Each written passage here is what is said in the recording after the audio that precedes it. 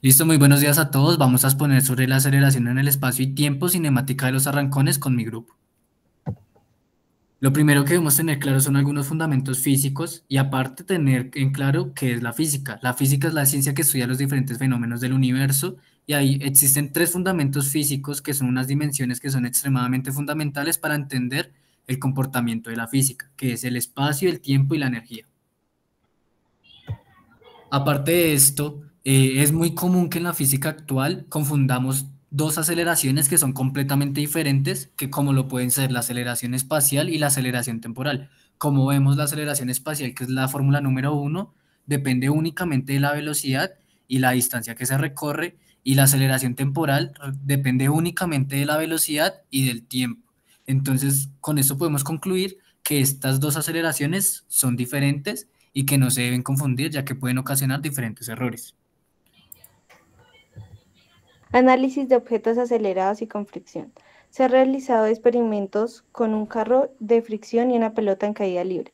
Se utilizó un sensor para medir la posición de cada segundo, permitiendo graficar la posición en función del tiempo y calcular las velocidades y aceleraciones. La pelota tuvo una aceleración constante y los valores de a sub x y a sub t aproximadamente 9,81 metros sobre segundos cuadrados, como se espera de la gravedad. En el caso del carro, las aceleraciones difieren a un 24%. Ocurre por la fuerza de fricción, cambiando durante el movimiento, afectando su aceleración en el tiempo más que en el espacio.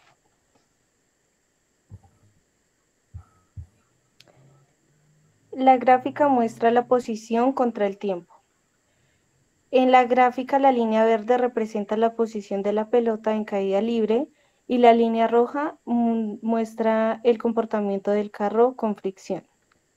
Y en la tabla muestra los valores extraídos con respecto a la posición del tiempo.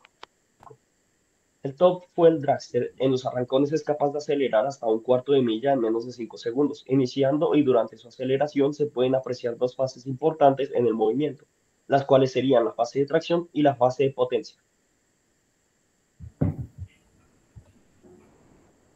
Con la tracción, las ruedas del dragster patinan debido a una alta aceleración inicial, por lo cual la fricción entre estas y el suelo no es completamente efectivo, ya que la fuerza que proporciona la aceleración supera el límite de adherencia, por lo cual una parte de la energía se pierde inicialmente. Los coeficientes en la ecuación pertenecen a los datos de fricción, masa del carro, densidad del aire, potencia y parámetros geométricos, entre otros.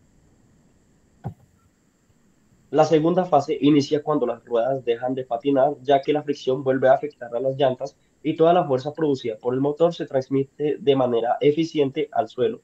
Los coeficientes A, B, C, D y E son funciones que toman en cuenta toda variación que afecte, aumente o disminuya los movimientos del dragster.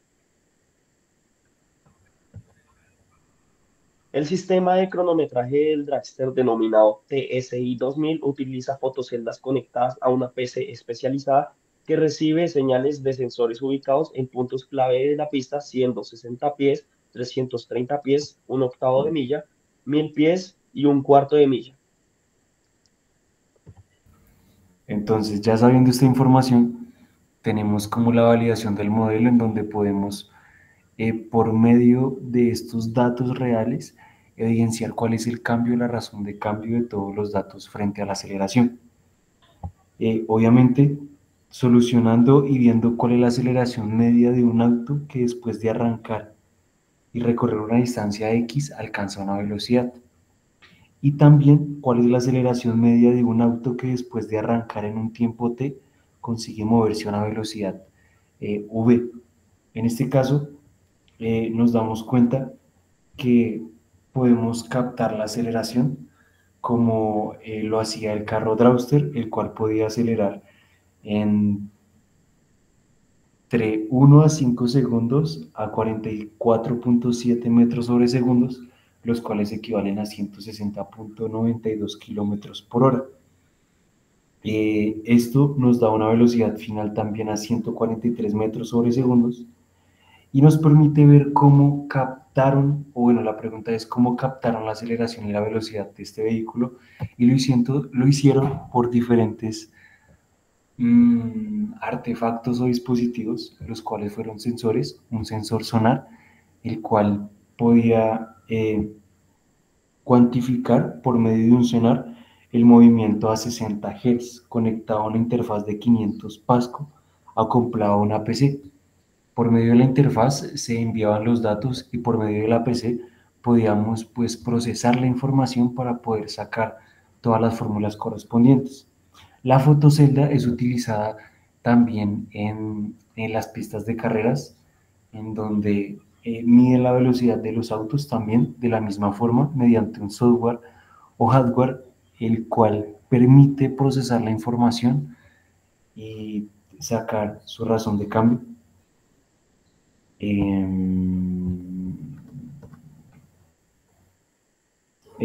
Otra cosa importante es la información obtenida frente a la velocidad versus la posición, la aceleración versus el tiempo versus la posición, en donde nos damos cuenta que uno de los que pues más tiempo ocupó fue el G-Rocket y el que menos tiempo ocupó fue el Rocket Dragster.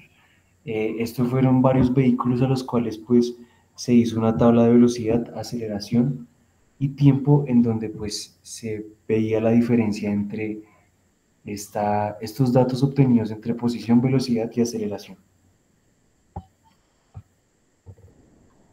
Y ya. Otra de las cosas importantes fue lo que interviene el vehículo al momento de poder hacer esta fuerza. Y es qué fuerzas intervienen dentro del vehículo. Sabemos que un vehículo tiene aerodinámica, tiene tracción, tiene una fuerza de peso, tiene unas dimensiones que también interfieren y también pueden tener características como alerones. Realmente depende de la resistencia, de la fricción o tracción que esté haciendo este vehículo para poder ejercer cierta fuerza y hacer el desplazamiento del movimiento correspondiente. En este caso acelera con una fricción de las llantas frente al suelo, las cuales rozan y hacen que el vehículo se pueda desplazar de una forma más fácil o difícil.